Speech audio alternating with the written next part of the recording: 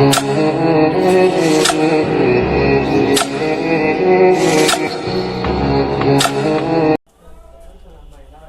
Morning बच्चों। आज जो है आप लोग का क्लास 10 काव्यखंड हिंदी का पाठ 6 जनतंत्र का जन्म मैं आपको समझाऊंगा और पढ़ाने वाला हूं। इसे आप जो है ध्यानपूर्वक देखें। अच्छा लगे तो लाइक शेयर और सब्सक्राइब भी ज़रूर करें। देखेंगे जनतंत्र का जन्म, इनका कवि हैं रामधारी सिंह दिनकर। याद रखना, जनतंत्र का जन्म इनका जो है कवि हैं रामधारी सिंह दिनकर। सबसे पहले हम जानेंगे इनका परिचय, कवि का परिचय जानेंगे। राष्ट्रकवि, इन्हें राष्ट्रकवि भी कहा जाता है। याद रखना, इन्हें राष्ट्रकवि भी कहा जाता है। राष्ट्रकवि रामधारी सिंह दिनकर का जन्म 23 दिसंबर 1908 ईस्वी। याद रखना, रामधारी सिंह दिनकर का जन्म 23 दिसंबर 1908 ईस्वी में सिमरिया बेगूसराय बिहार में हुआ था। याद रखना, इनका गांव का नाम था सिमरिया, जिला बेगूसराय और राज्य बिहार है। इनका जो है निधन जो है 24 अप्रैल 1974 ईस्वी। याद रखना, इनका निधन हुआ 24 अप्रैल 1974 ईस्वी। इनकी माँ का नाम था मनरूप देवी। इनकी माँ का नाम था मनरूप देवी, पिता का नाम था रवि सिंह। याद रखना, इनकी माँ का नाम था मनरूप देवी और पिता का नाम था रवि सिंह। वे HE स्कूल बरबीघा में प्रधानाध्यापक भी रहे। याद रखना, वे HE स्कूल बरबीघा में प्रधानाध्यापक के पद पर स्थापित रहे। फिर बाद में प्रोफेसर बने और भागलपुर विश्वविद्यालय में उप कुलपति के पद पर भी यह विद्यमान रहे। याद रखना, भागलपुर विश्वविद्यालय में उप कुलपति के पद पर काची रहे, विद्वान रहे। यह गद्यकार भी थे, यह गद्य भी लिखते थे। इनकी प्रमुख कृतियां जो है उन्हें हम लोग ध्यानपूर्वक देखेंगे, जो परीक्षा में बहुत बार आता है। इनकी प्रमुख कृतियां हैं, जो सबसे पहले है प्रणभंग, दूसरा रेणुका का हुंकार, रसवंती, कुरुक्षेत्र, रश्मिरथी, नील कुसुम, उर्वशी, परशुराम की प्रतीक्षा, हारे को हरिनाम। याद रखना, आदि इनकी गद्य कृतियां हैं। मिट्टी की ओर, अर्धनारीश्वर, संस्कृति के 4 अध्याय, काव्य की भूमिका, वट पीपल, कविता की खोज, दिनकर की डायरी। इनकी जो है गद्य कृतियां हैं। इन्हें जो है उर्वशी पर ज्ञानपीठ पुरस्कार भी मिल चुका है। याद रखना, रामधारी सिंह दिनकर को उर्वशी पर ज्ञानपीठ पुरस्कार भी मिल चुका है। यह भारतेंदु युग से प्रवाहमान राष्ट्रीय भाव धारा के एक महत्वपूर्ण आधुनिक कवि हैं। ये भी आपको याद रखना पड़ेगा कि किस धारा का एक महत्वपूर्ण कवि है, तो आधुनिक कवि धारा का महत्वपूर्ण कवि है। इसमें थोड़ा सा हम एक बार फिर से ध्यान देंगे। इसमें ऑब्जेक्टिव क्या क्या बनेगा से सबसे पहले आपको ये ध्यान देना है कि जनतंत्र कविता का कवि कौन है, तो रामधारी सिंह दिनकर। याद रखना, जनतंत्र का जन्म का कवि कौन है, तो रामधारी सिंह दिनकर। दूसरे का, रामधारी सिंह दिनकर को क्या कहा जाता था, तो राष्ट्र कवि के नाम से इन्हें जाना जाता है, नवाजा गया है। रामधारी सिंह दिनकर का जन्म कब हुआ था, तो 23 दिसंबर 1908 ईस्वी। रामधारी सिंह दिनकर का जन्म कब हुआ था, तो 23 दिसंबर 1908 ईस्वी। इनका जन्म कहाँ हुआ था, तो सिमरिया बेगूसराय बिहार में। याद रखना, इनका जन्म कहाँ हुआ था, तो सिमरिया बेगूसराय बिहार में। इनका निधन कब हुआ, यानी रामधारी सिंह दिनकर जी का निधन कब हुआ, तो 24 अप्रैल 1974 ईस्वी। 24 अप्रैल 1974 ईस्वी। इनकी माँ का नाम क्या थी, तो मनरूप देवी। रामधारी सिंह दिनकर की माँ की नाम क्या थी, तो मनरूप देवी। इनके पिताजी का क्या नाम है, तो रवि सिंह। रामधारी सिंह दिनकर की माँ के क्या नाम है, तो रवि सिंह। इन्होंने बरबीघा में क्या के पद पर स्थापित थे, तो प्रधानाध्यापक। इन्होंने बरबीघा में जो है क्या के पद पर स्थापित थे, तो प्रधानाध्यापक। यह जो है भागलपुर विश्वविद्यालय में क्या चीज थे, तो ये प्रोफेसर थे। यह जो है उप कुलपति के पद पर भी रहे थे भागलपुर विश्वविद्यालय में। यह जो है कवि के बाद भी और ये क्या थे तो गद्यकार भी थे, ये गद्य भी लिखते थे। इनकी प्रमुख कृतियां जो है प्रथम में प्रणभंग, दूसरा में रेणुका, तीसरा में हुंकार, रसवंती, कुरुक्षेत्र, रश्मिरथी, नीलकुसुम, उर्वशी, परशुराम की प्रतीक्षा, हारे को हरिनाम। इनकी गद्य कृतियां क्या क्या है? मिट्टी की ओर, अर्धनारीश्वर, संस्कृति के 4 अध्याय, काव्य की भूमिका, बट पीपल, कविता की खोज, दिनकर की डायरी। इन्हें जो है किस कविता में जो है इन्हें ज्ञानपीठ पुरस्कार मिल चुका है? तो उर्वशी, याद रखना, उर्वशी में जो है इन्हें ज्ञानपीठ का पुरस्कार मिल चुका है। यह जो है राज्यसभा के क्या रह चुके हैं? तो सांसद। राज्यसभा के क्या रह चुके हैं? तो सांसद। ये किस युग के कवि थे? ये किस युग के कवि थे? तो भारतेंदु युग। ये किस युग के कवि थे? तो भारतेंदु युग के यह कवि थे। अब देखते हैं कविता की ओर बढ़ते हैं, ध्यानपूर्वक से देखेंगे। सदियों की ठंडी बुझी राख सुबह उठी, मिट्टी सोने के ताज पहन इठलाती है, दो राह समय के रथ का घर घर ना सुनो, सिंहासन खाली करो की जनता आती है। देखिए यहाँ पर जो है ना वो समय की बात है जब अंग्रेज ने जो है ना हमारे ऊपर जो है धाक जमाए हुए था, और वह जो है हमें क्या समझता था? मूर्ख समझता था, और वो चाहता था कि जो हिंदुस्तान के जो लोग हैं, जो ब्लैक लोग हैं, उन्हें हम किस तरह से उन्हें मोड़ कर रखें, और वो हमसे हमेशा क्या करते रहे? डरते रहे। जो समझते हैं यहाँ भी कह रहा है कि सदियों की ठंडी बुझी राख सुगवा उठी। यहाँ पर राख किसे कहा गया है? जनता को कहा गया है। और वो राख इस तरह की उसमें कोई आग नहीं है, लेकिन जब उसमें आग जब लग जाती है, उसकी आग आ जाती है, तो बड़े बड़े को जो है क्या कर सकता है? जलाकर खां कर सकता है। वही कह रहा है कि सदियों की ठंडी बुझी राख सुगवा उठी, मिट्टी सोने के ताज पहन लाती है। अब जो है जनता जो है जो मिट्टी की तरह था, कुछ कहने वाला नहीं, लेकिन अब वह है सोने की ताज पहनने के लिए इठला रही है, इतरा रही है, घमंड कर रही है कि हम भी अब क्या करेंगे? पहनेंगे। इस तरह से दो राह समय के रथ का घर घर ना सुनो, सिंहासन खाली करो की जनता आने वाली है। कह रहा है कि दो राह, अब दो राह जो है ना, जो हमें दो राह बना रख चुके थे ना, दो रास्ते पर चलने के लिए ना, अब जो है समय वह नहीं है कि नहीं? मेरी पहिया जो है इस तरह से है कि दो राह पर चलने के लिए तैयार हैं। आज तुम जो अंग्रेज हो ना घर घर, है कि नहीं? ना सुनो, अब जो है सिंहासन खाली करो, अब जनता आने वाली है, समझे ना? इस तरह से जो है क्या बढ़िया लिखे हैं यहाँ पे रामधारी सिंह दिनकर, कह रहे हैं कि सिंहासन खाली करो कि जनता आने वाली है। जनता, जनता, हाँ, मिट्टी की अबोध मूरत वही, जारे पाले की कसक सदा सहने वाली, जब अंग अंग में लगे सांप हो चूस रहे, तभी ना कभी मुंह खोल दर्द कहने वाली।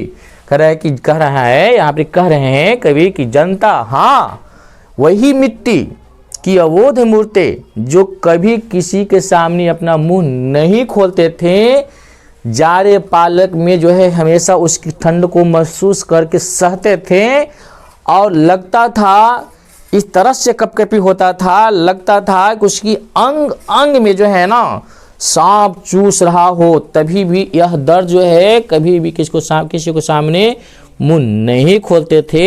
हाँ, वही जनता जो है अब आने वाली है। तुम घर का ना तुम सुनो, अंग्रेज सुनो, अब तुम्हें जो है हम पे जो अत्याचार कर सुनो, अब सहने वाले नहीं हैं।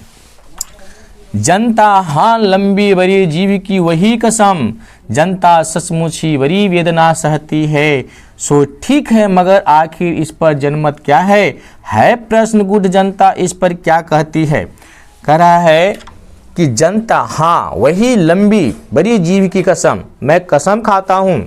जनता कहता है कि हाँ मैं कसम खाता हूँ कि जितना वेदना मैं सहा हूँ, जितना सचमुच में ही बड़ी वेदना सहती, बड़ी वेदना मैं सहा हूँ, जो ठीक है मगर आखिर इसमें कब तक जनता कब तक सहेगा। क्या तुम बता सकते हो कि जनता कब तक सहेगा। लेकिन यह रहस्यपूर्ण बातें जनता इस पर क्या कहती है। देखो अब जनता इस पर क्या कहती है, ये रहस्यपूर्ण बातें पर इतना वेदना सहने के बाद जो है जनता क्या कहती है, सो सुनेंगे क्या कहती है। मानो जनता हो फूल जिसे एहसास नहीं, मानो जनता हो फूल जिसे एहसास नहीं, जब चाहो तब उतार लो जब चाहो सजा लो, अथवा कोई दूध मुही जिसे वह लाने के जंतर मंतर सीमित हो चार खिलौने में। कह रहा है, कह रहते हैं यहाँ पे रामधारी सिंह दिनकर कि जनता को किस तरह से फुसला लेते हैं। जो नेताजी होते हैं, जो अंग्रेज होता था, वह किस तरह से कहता था, उसे फूल समझता था जनता को। जब चाहो उसे मन करे सजा लो और जब चाहो उसे उतार कर क्या करो, फेंक दो। लेकिन अब वो जनता मानने वाला नहीं है। वो समझता था, क्या समझता था कि कोई दूध मुही बच्चा है और दूध मुही बच्चा को क्या कहे, उसे दो चार खिलौना दे दो तो खेलने लगा, हंसने लगा, फुसला गया। उसी तरह से जनता को नेताजी क्या करते हैं कि कोई जो है दो चार खिलौने दे देते हैं, यानी कहने का मतलब दो चार पैसे दे देते हैं। लेडीज लोग के साड़ी दे दिया, जेंट्स लोग के दारू पीने के लिए दे दिया, उसमें फुसल जाता है। लगता है कि वो दूध मुही बच्चा है, खूब समझ नहीं रहे हैं। यह जो है चार खिलौने से, यहाँ पर चार खिलौने के मतलब यहाँ पर समझा रहे हैं कि यह जो है जनता को बहलाने के लिए सब प्रक्रिया की जाती है। लेकिन अब जनता ये सारी बात को क्या किया है, अब समझ गई है, तेरी चाल को क्या हो गया है, समझ गया है। लेकिन होता भूमंडल देख रहा, लेकिन होता भूडोल बवंडर उठते हैं, माने ऐसा भूगोल बमंडर उठेगा, ऐसा बमंडर उठेगा कि जनता जब कोपा पुल हो ब्रिकेटी चढ़ाते हैं, जब वो सांस लेगी चढ़ाएगी, दो रात समय के रथ का घर घर ना सुनो, सुन लो मेरी बात को, घर घर नाद अंग्रेज चाहे वो नेताजी सुन लो। जब मैं आऊँगा तो तुम्हें रोकने का कोई बत्ती नहीं होगी, शासन होगी कि तू हमें ताव को रोक सकता है, और तुम सिंहासन खाली करो कि जनता आने वाली है। कराए कि लेकिन होता भूल बंडर सूझते हैं, जनता जब कोपाव हो बिरकुटी चढ़ाते हैं, दो रात समय के रथ का घर घर ना सुनो कि सिंहासन खाली करो कि जनता आने वाली है। यानी कह रहे मैं यहाँ पर कहते हैं कि कोई ऐसा राह नहीं है, कोई ऐसा ताव नहीं है कि जो जनता को रोक सके। हर घर घर की ना सुनो कि खाली करो सिंहासन कि जनता आने वाली है। हुंकारों से महलों की नींव उखड़ जाती है, सुनेंगे। कह रहा है कि हुंकारों से महलों की नींव उखड़ जाती है, सांसों के बल से ताज हवा में उड़ जाती है, जनता की रो के समय में वह ताव कहाँ, वह जिधर चाहती है काल उधर ही मुड़ जाती है। कह रहा है कि जनता जब हुंकार भरती है, जब हुंकार भरती है तो महलों का नींव, महल का जो आधार होता है ना नीचे वाला, वो उड़ जाती है। जब नीचे वाला उड़ेगा तो पूरा घर ढह जाएगा। तो कह रहे हैं कि हुंकारों से महलों की नींव उखड़ जाती है, और जब वह सांस लेती है तो जो ताज है राजा का ना, वो हवा में उड़ जाती है पत्ता की तरह। समझ जाओ, जनता का वह स्वप्न है। जनता की रोके समय में ताव कहाँ, जनता जब एक साथ हो जाता है, जनता सब एक साथ जब मिल जाता है तो कोई चाहेगा कि उसे मैं रोक लूँ, वह रुकेगा नहीं। वह जिधर चाहती है काल उधर ही मुड़ जाता है। अगर काल भी आ जाए तो वह जनता के साथ ही मुड़ जाता है। यानी कह रहा है कि जनता का जब एकजुट होगा, जनता अपने अहमियत को समझ लेगा, जनता अपने अधिकारों को जान लेगा, जनता एक साथ जब हो जाएगा तो वह जिधर चाहेगी जो उधर क्या हो जाएगी, काल ही मुड़ जाएगा। उसकी हवा से जो है राजा का जो है मुकुट है वो भी जो है काच हो जाएगा, वो उड़ जाएगा। जनता का कोई रोक नहीं सकता है। जनता का स्वप्न जो है अजय है, अमर है, उसे कोई राह रोक नहीं सकता है। अब्दों में शताब्दियों में संस्कार की अंधकार कह रहा है कि वह जो है बहुत दिनों से शताब्दियों से 100 वर्ष हजारों वर्ष से अंधकार में जी रहा था, लेकिन अब नहीं बीता गवाह अंबर के दहक जाते हैं। बीता गवाह यानी गवाह है अंबर कि अंबर गवाह है कि जब जनता चाहेगा, जब जनता जागेगा तो उसे कोई रोक नहीं सकता है। यह और नहीं कोई जनता का स्वप्न अजय है। अजय का मतलब है जितना माने अमर।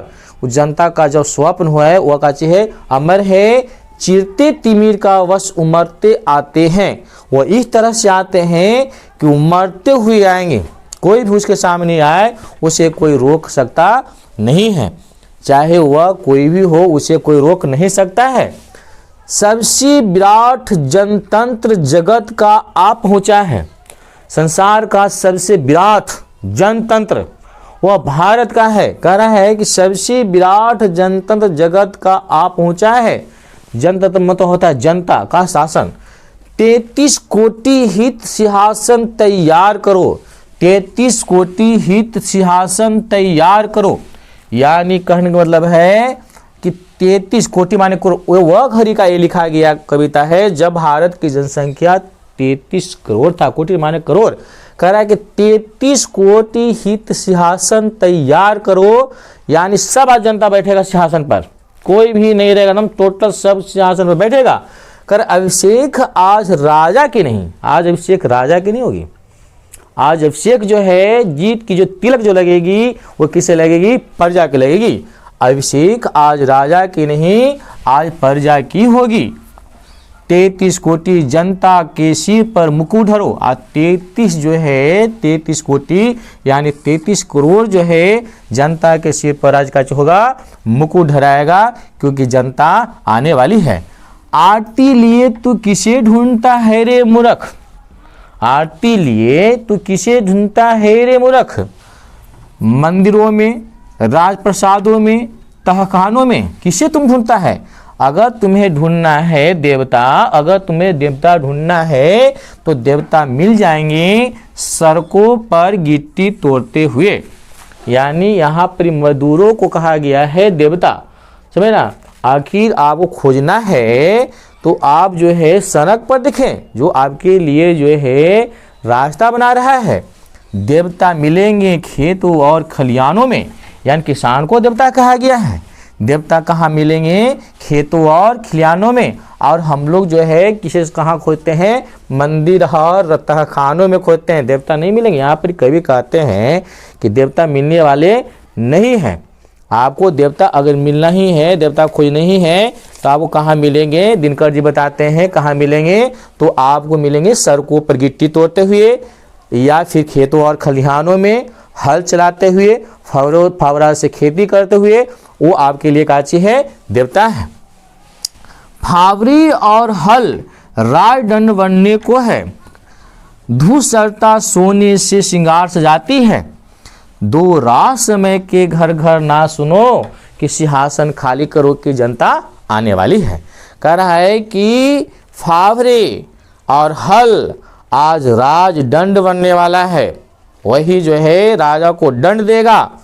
और दूसरता जो मिट्टी है वह आज सोने की क्या करेगी, श्रृंगार करेगी। दो राह समय का रथ का घर घर ना सुनो कि सिंहासन खाली करो।